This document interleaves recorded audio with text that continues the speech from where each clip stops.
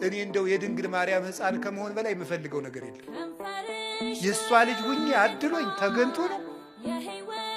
እነዚያ መለኮትን ዳሰው አቅፈው አጥብተው ያሳደጉ እነዚያ እጆች የሚያበሩ እጆቿ አዋን አግኝቼ እጄን ይዘው ጎትተው ነው። እግዚአብሔር የሰጠን እድል ነው እኮ እንደውም የድንግል ማርያም ልጅ መሆን የእሱም ትሕትናው ነው።